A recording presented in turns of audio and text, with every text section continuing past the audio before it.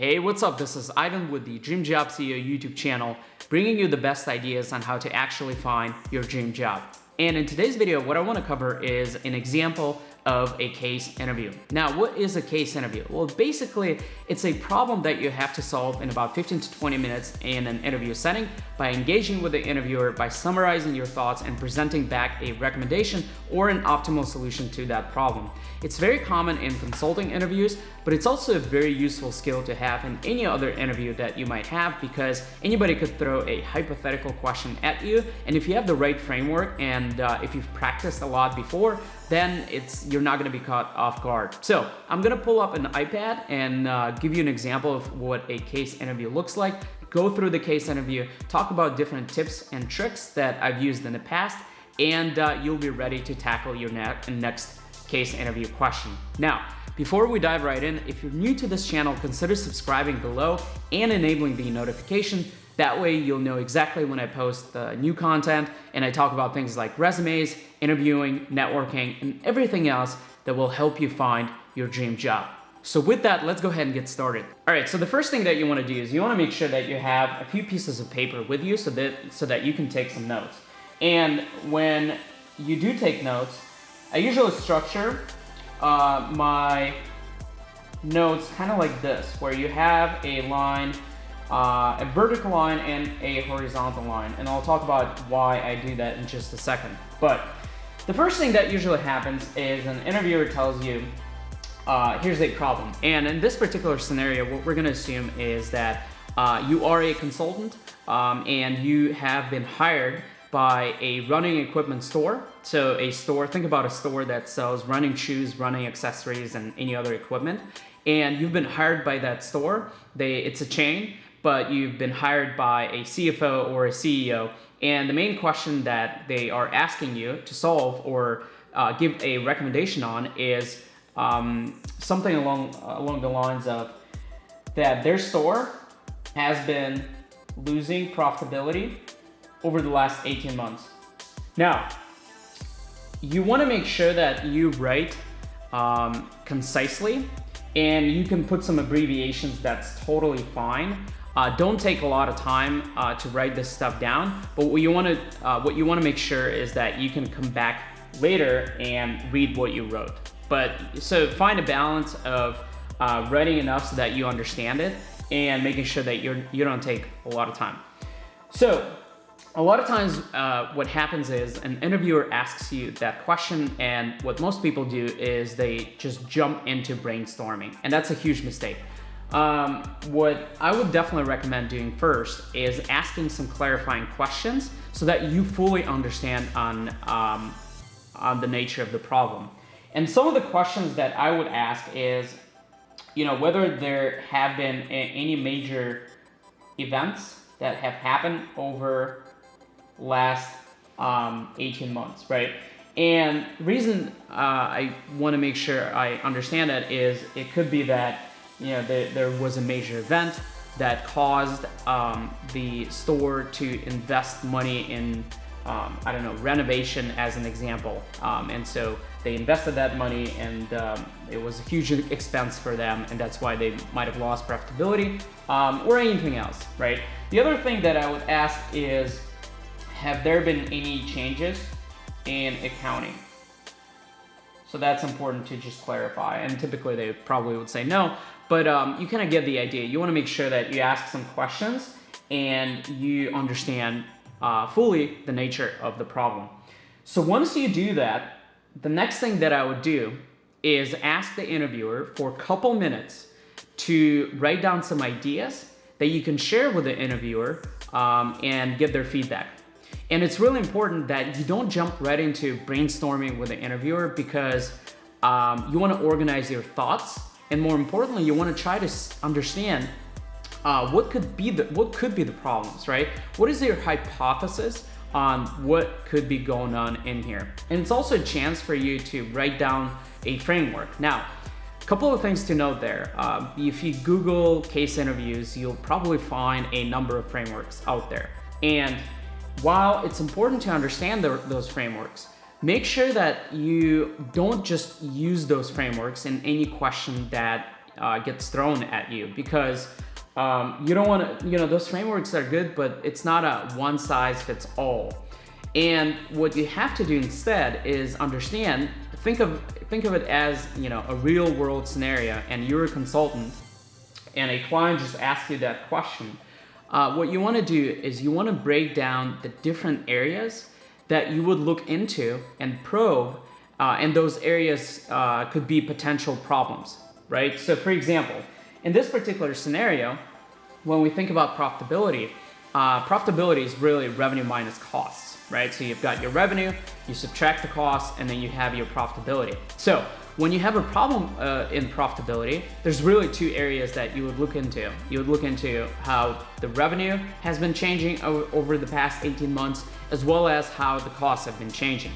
And then what you want to do is you want to break down revenue and cost even further, because there's different components of each.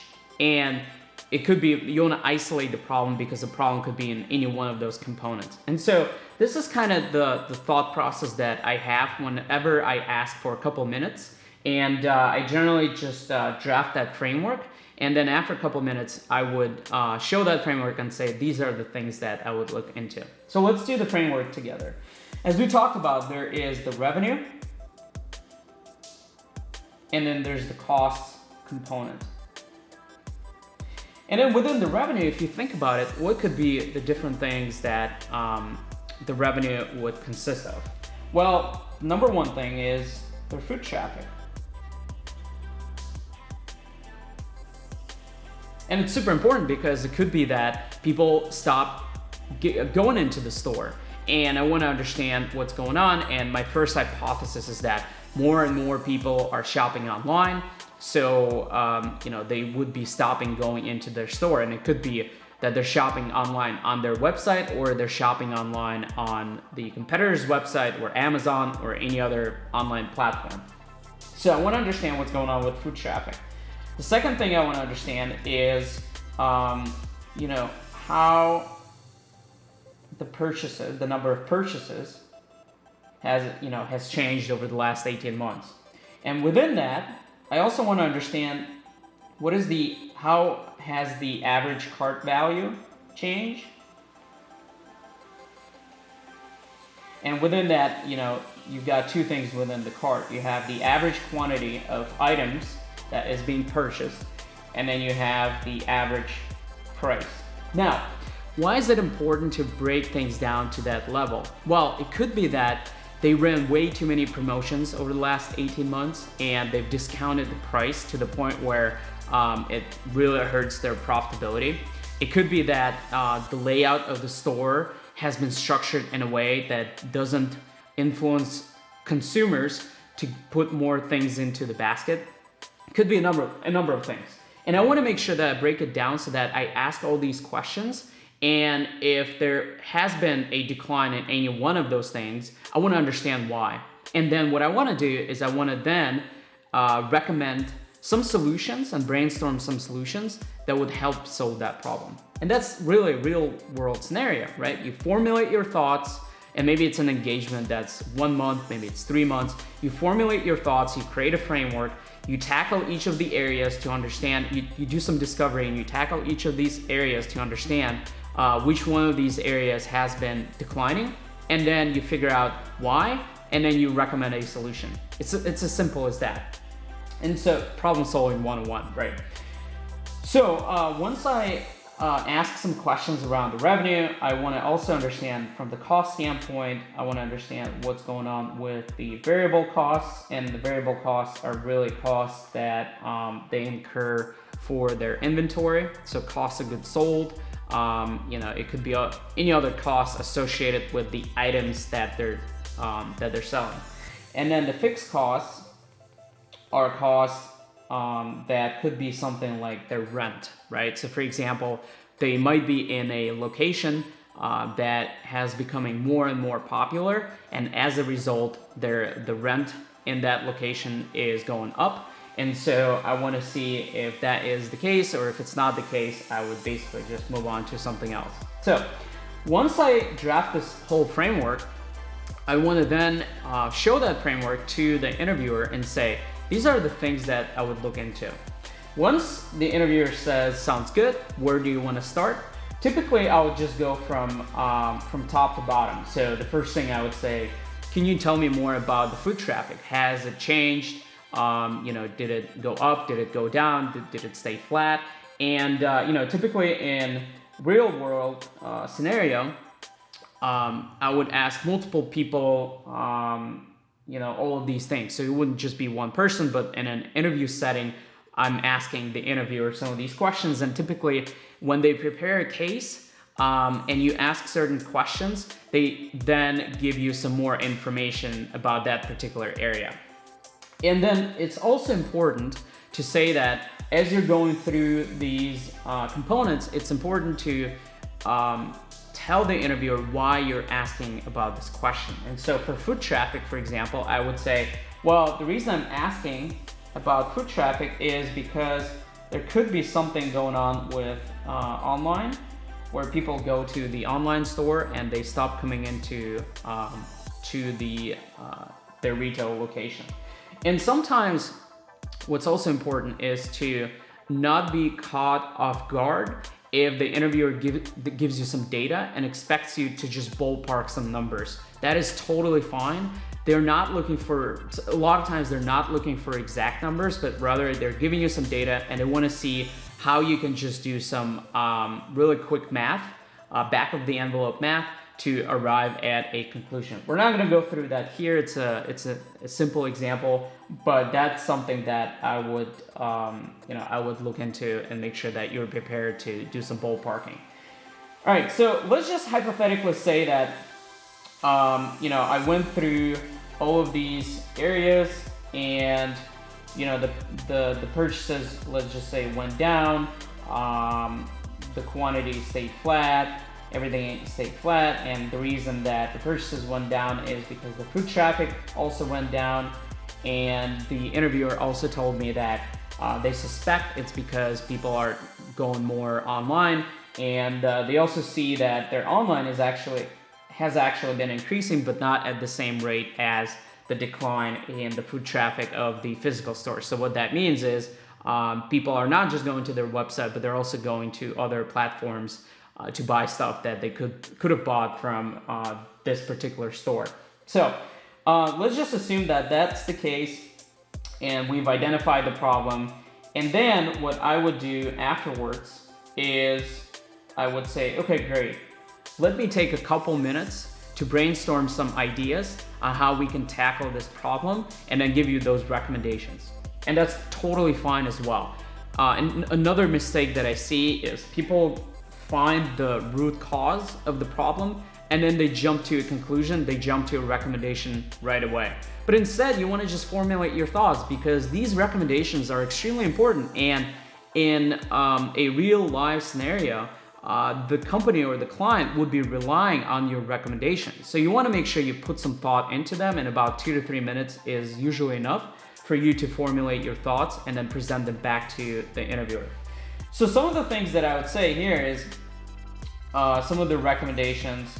Maybe there is something that would be like a custom fit program that could be implemented in store. And it's something like, if you want to buy running shoes, then you would come into the store, they would do some sort of eval, and they would recommend certain shoes based on your stride, based on the type of foot that you have, and things like that. Stuff that you're not able to do online. Then, here's just another idea. I went to a running store recently, and what they do there is they sell custom inserts that they actually print right there in the store. So somebody does some measurement, and they basically print out a custom insert within 5 or 10 minutes, and they give it to you right in store, right? Something that you can't really do online as well. So custom inserts is another idea. And then lastly, maybe there's a loyalty program that would be structured in a way that actually benefits you to go in store. Maybe it gives you more points or something like that. Anything that could really just drive you to go in store versus go online. So the loyalty program. Perfect. So now when I brainstormed all of these recommendations, I would go back to the interviewer and I would say, here's the things that I would consider and here's why, right? So the why would be, these are the things that people would not be able to do online, and as a result, they would be influenced to go back in store. So that's really it. It's in a nutshell, this is it. I know it's a simple example, but you also do not want to make it too complicated. You want to make sure that you pause, you think this through, and you communicate, you consistently communicate with the interviewer, and you let them know what you're thinking, what you're doing, so that they are fully aware that you're not just sitting there and you don't really know where to go. Because here's the thing, they also want to help you and they want to guide you, because in reality, you only have 15 to 20 minutes. I mean, it's not really fully representative of a real life situation where you might have a month long, 2 months, 3 months engagement where you have a lot more time to tackle this problem, to do more discovery, to think this through. So they are, if you're going through consulting interviews, they're trained to help you and to guide you to make sure that you don't go into a rabbit hole. So with that, I hope this was useful. It's a case that is simple, but yet you can honestly solve a lot of problems with what we call the profitability tree. But there are other frameworks and other ways to tackle different business problems, and I'll cover those in other videos. So I wanted to thank you for your time. Hope that was useful. Again, subscribe to this channel if you're new, and if you like the video, definitely click the like button. All right, I'll see you in the next video.